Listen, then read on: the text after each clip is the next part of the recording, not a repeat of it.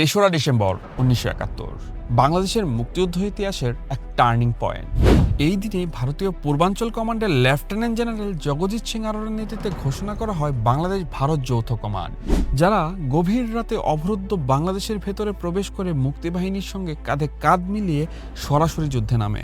যৌথ বাহিনী ঘোষণা পাওয়ার পর মুক্তিযোদ্ধারা গেরিলা আক্রমণ ছেড়ে সম্মুখ যুদ্ধে ঝাঁপিয়ে পড়ে। কুমিল্লার মিয়াবাজার, নোয়াখালীর মাইজদি, চৌমুহনী থেকে আখাউড়া, সাতক্ষীরা, রংপুর সবখানে পাকিস্তানি বাহিনী ভয়াবহ চাপে পড়ে পিছু হটতে থাকে।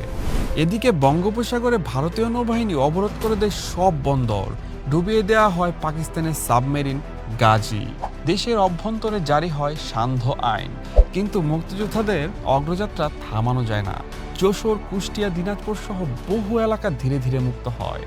এই দিন কলকাতার ব্রিগেড প্যারেড গ্রাউন্ডে ইন্দিরা গান্ধী ঘোষণা দেন, বাংলাদেশকে মরতে দেব না। ভারতের ৫৫ কোটি মানুষ মুক্তিযোদ্ধাদের পাশে আছে।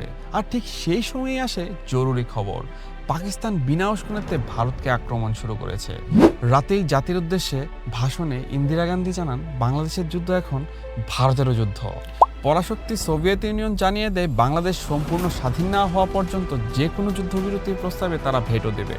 ৩রা ডিসেম্বর থেকে শুরু হয় মুক্তিযুদ্ধের চূড়ান্ত ও সিদ্ধান্তমূলক লড়াই। বিজয়ের পথ আরও স্পষ্ট হয়ে ওঠে।